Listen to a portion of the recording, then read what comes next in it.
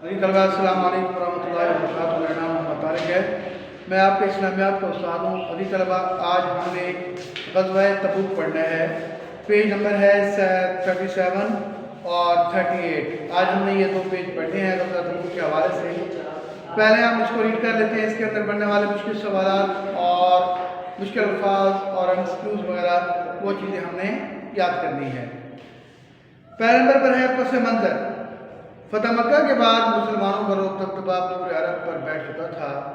لوگ گروہ در گروہ اسلام قبول کر رہے تھے۔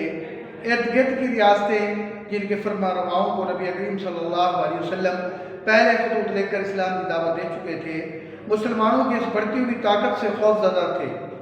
حکمران روم کا حکمران ہرقل ان میں سرفرست تھا۔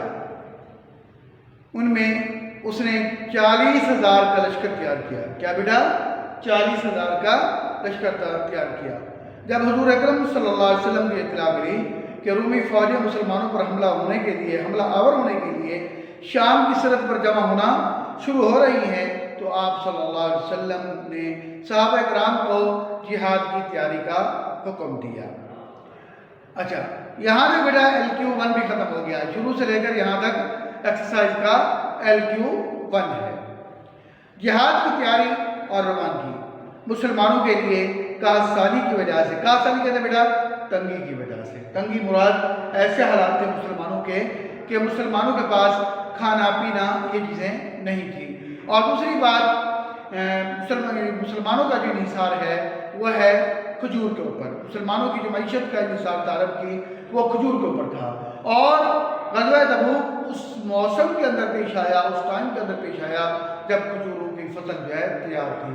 اب صحابہ کرام رضوان اللہ تعالیٰ کی ایک تو معیشت کے حوالے سے پریشان تھے، اور دوسرا اللہ کی طرف سے یہ حکم آ چکا تھا کہ میدان جنگ کے لیے نکلو، تو صحابہ کرام میدان جنگ کے لیے نکلے۔ تو اس کو کہتے ہیں کاسالی، بارشوں کا کم ہونا اور موسم کا گرم ہونا اور غذائی اجناس کا کم ہونا، یہ تمام کے تمام فیکٹر جو ہیں یہ کیا ہے، اس کے کاسالی کے اندر شمار ہوتا ہے ان کا۔ اور یہ مالی تنگدستی کا زمانہ تھا۔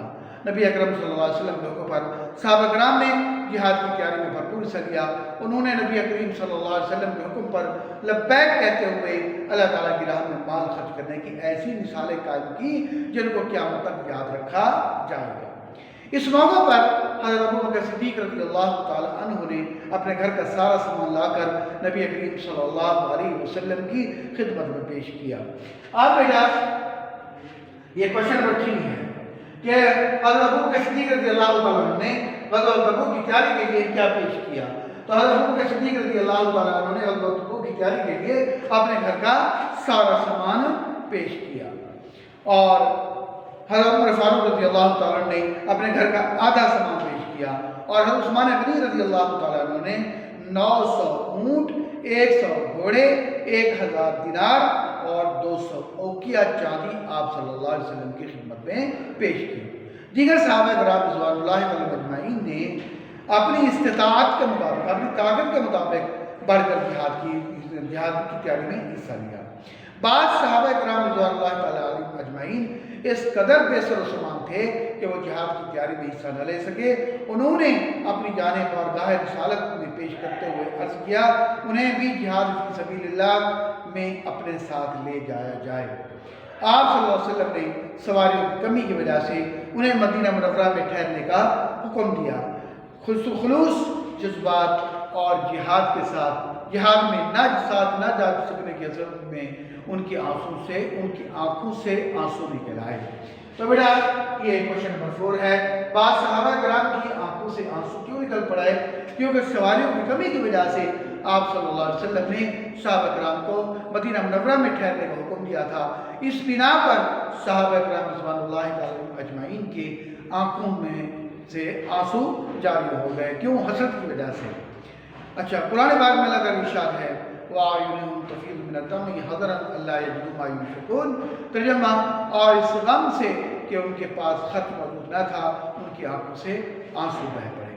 سن 9 ہجری میں نبی اکرم صلی اللہ علیہ وسلم کی قیادت میں 30,000 صحابہ کرام شام کی طرف روانہ ہوئے۔ آپ صلی اللہ علیہ وسلم کی حیات مبارکہ میں مسلمان مجاہدین کی یہ سب سے بڑی تعداد تھی۔ اس میں 10,000 صحابہ کرام تھے، 10,000 سوار صحابہ کرام تھے، اور سواریوں کی کمی کی وجہ سے صحابہ کرام بار بار سواری کرتے تھے۔ 18 آدمیوں کے لیے ایک اونٹ تھا۔ اکثر صحابہ کرام نے یہ طویل سفر پیدل طے کیا، اور مسلمانوں نے 805 کلومیٹر کا یہ انتہائی فاصلہ استقامت، صبر، حوصلے اور جوابدہی سے طے کیا۔ سفر کی تمام تر تکالیف کو اب پرعزم اور ہمت سے برداشت کیا۔ سامان کی کمی اور سفر کی تکلیف کی وجہ سے اسے جیش الاسرہ کہا جاتا ہے۔ یہ بڑا لاسٹ کوشچن نمبر 5، جیش الاسرہ کا کیا مطلب ہے؟ اس کا معنی ہے تنگی کا لشکر۔ جیش الاسرہ کا معنی تنگی کا لشکر۔ تو کیونکہ صحابہ کرام کے پاس سواریاں اور مال کی کمی کی بنا پر جو لشکر جو تھا، اس کے پاس سامان کی بھی کمی تھی اور سواریوں کی بھی کمی تھی، اس لیے اس کو کیا کہا جاتا ہے؟ جیش الاسرہ کہا جاتا ہے۔ رومیوں کی شکست۔ مسلمانوں کی جرأت مندانہ پیش قدمی کے نتیجے میں رومی فوج اسلامی لشکر کے مقابلے کی ہمت نہ کر سکی، اس لیے اس غزوے میں مسلمانوں کو بغیر لڑائی کے فتح حاصل ہوئی۔ نبی کریم صلی اللہ علیہ وسلم نے تمام صحابہ کرام کے ہمراہ 20 دن تک تبوک میں قیام فرمایا۔ کتنے دن بیٹا؟ 20 دن۔ پھر مدینہ منورہ تشریف لے آئے۔ جب اسلامی فوج کی مدینہ منورہ میں خبر پہنچی، واپسی کی خبر پہنچی، تو عورتوں اور بچوں اور بچیوں نے آپ صلی اللہ علیہ وسلم کا اسی طرح والہانہ استقبال کیا جس طرح ہجرت مدینہ کے موقع پر کیا تھا۔ کیا طلع البدر علینا، انہوں نے یہ اشعار پڑھے تھے۔ اور نتائج بیٹا، اس غزوے سے درجہ نتائج برآمد ہوئے۔ نمبر 1، مسلمانوں کے حوصلے بلند ہو گئے۔ نمبر 2، رومی اور شامیوں کے حوصلے پست ہو گئے۔ نمبر 3، گرد و نواح کی عیسائی آبادیوں پر مسلمانوں کا رعب دبدبہ بڑھ گیا۔ نمبر 4، بہت سے سرحدی قبائل نے جزیہ دے کر، جزیہ کے دورے ٹیکس کو، مال غنیمت کی 3 قسمیں ہیں۔ نمبر 1، ایسا مال جو کفار اور مسلمانوں کے درمیان لڑائی ہو اور لڑائی کے بعد جو کفار سے مال حاصل ہو، اس کو ہم کہتے ہیں مال غنیمت۔ اس کو ہم کیا کہتے ہیں؟ مال غنیمت یا انفال کہتے ہیں۔ نمبر 2، ایسا مال یعنی کفار اور مسلمانوں کے درمیان لڑائی تو نہیں ہوئی لیکن مال پر صلح ہو گئی، اس کو ہم کیا کہتے ہیں؟ مال فے۔ اس کو ہم کیا کہتے ہیں؟ مال فے۔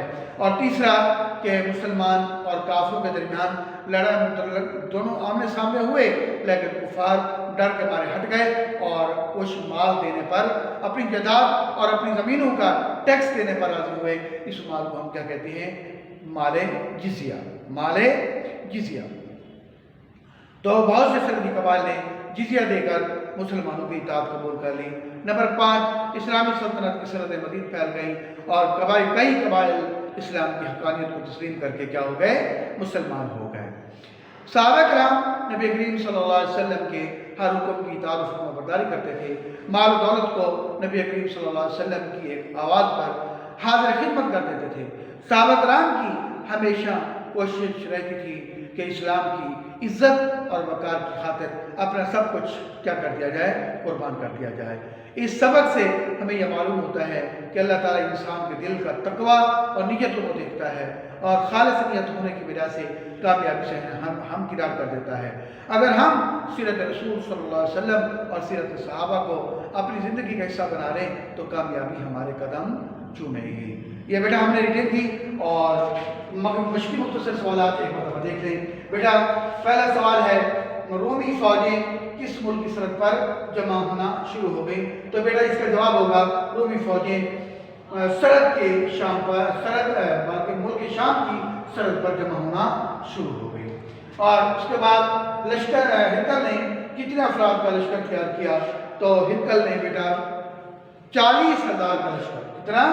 40,000 کا لشکر تیار کیا۔ اور ابو بکر صدیق رضی اللہ تعالیٰ نے غزوہ تبوک کی تیاری کے لیے اپنے گھر کا سارا سامان پیش کیا۔ بعض صحابہ کرام کی آنکھوں سے آنسو کیوں نکل پڑے؟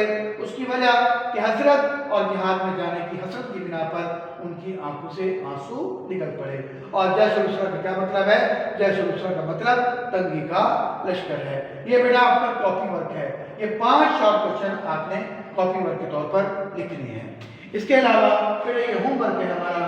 ہوم ورک میں تفصیلی سوال نمبر 1 جو کہ پیج نمبر 37 کے اوپر ہے، پس منظر والا پیراگراف میں نے لکھ دیا ہے، یہ آپ نے مکمل طور پر اس کو یاد بھی کرنا ہے اور لکھنا بھی ہے۔ عزیز طلبہ، یہ تھا آج کا ہمارا لیکچر۔ اگر کوئی بات سمجھ نہ آئی ہو آپ مجھے کال کر سکتے ہیں، واٹس ایپ کر سکتے ہیں، میسج کر سکتے ہیں، تاکہ میں آپ کی بہتر رہنمائی کر سکوں۔ السلام علیکم ورحمۃ اللہ وبرکاتہ۔